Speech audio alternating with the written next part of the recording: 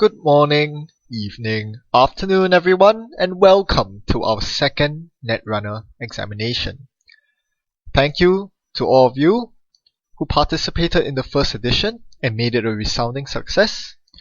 As noted, many of you have done exceedingly well in the first examination. This sequel is aimed right at you. Yes, you watching this video right now, pay attention. It is fiendish, sadistic. This will push you to your limit. So don't be too discouraged if you can't answer half the questions. Once again, for the 11 questions in this examination, I would encourage you not to refer to any external material, not even your own physical cards. Try to do this without any outside aid, and post your answers in the comment section. Then you may go look up Netrunner DB to verify your answers. Whenever you're ready, put on your thinking caps and let's begin. Questions 1 and 2. There are two cards that have the X recurring credits symbol in the text box of the card. Name the two cards, one for each side. Corp for question 1, Runner for question 2. Question 3. Refer to the purple colored card fragment marked by the number 3. Which card does this belong to? Question 4. Refer to the card art marked by the number 4. What is the name of the card that has this art featuring Chaos Theory? And on that note, question 5. Chaos Theory appears in multiple cards such as Chaos Theory herself, and Shattered Remains, and Casting Call. But have you noticed that there are many more cards that feature her giving a quote in the flavor text? In fact, there are 6 cards with Chaos Theory's quotes. Name any one of these cards. Questions 6 to 9 are in the format of Name the Missing Card. I will show you a series of cards that share something in common. You have to identify the common trait and tell me what's the one missing card that fulfills the criteria of this series. As an example here, the series is quite obviously Criminal Decoders. All 4 of these cards are Criminal Decoders, and there is exactly one Criminal Decoder that is not on this list.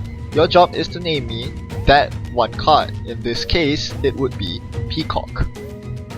So let's get on with the real questions. Question 6.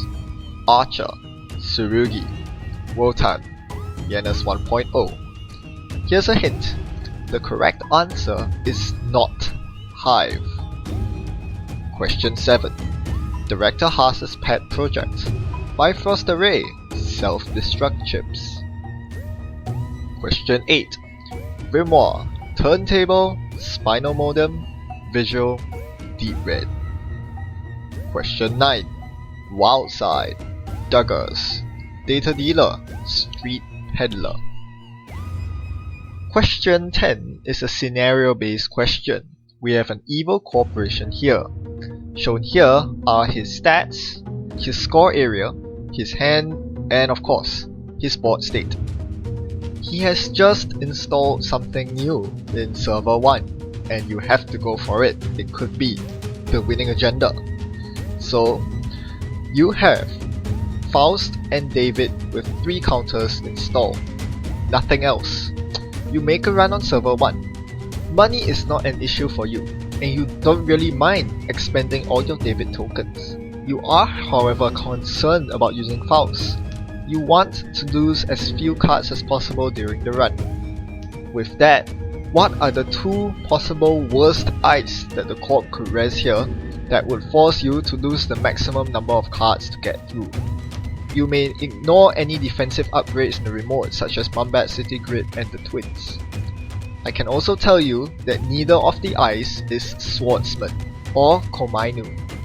Do keep in mind that the Corp only has 11 credits to res ice. Question 11. You decide that the remote is too impregnable and go for R&D instead, where there is a res architect into an Eli waiting for you. As the runner, you have 3 clicks and 3 cards in hand to make a run on R&D. you have nothing installed at all. What is the minimum number of credits you need to access a card from R&D within these 3 clicks? For example, you might want to spend your first 2 clicks installing 2 programs to get past the ice, then spend your 3rd click making the run on R&D. I want to know the minimum number of credits you need to start off with to ensure you get this job done. This is a pretty open-ended question, so I'll place a few restrictions. You will not play any events, your ID will not come into play, and you must ensure that none of the 4 subroutines on the ice on R&D fire off. Hands down, this is the end of the Netrunner examination. Thank you for your participation, and I look forward to hearing your answers, which I hope you've left in the comment section by now. If for some reason you have way too much time on your hands and found this exam too easy, you may try doing questions 10 and 11 without the restrictions. For question 10, you may now consider defensive upgrades such as Mamba City Grid and the Twins. And for question 11, you may use events and any single ID ability in the game to your advantage. I do not have a model answer for either of this, but I would love to hear from you if you're interested in coming up with the most optimal solution. Happy net running and happy solving. Goodbye.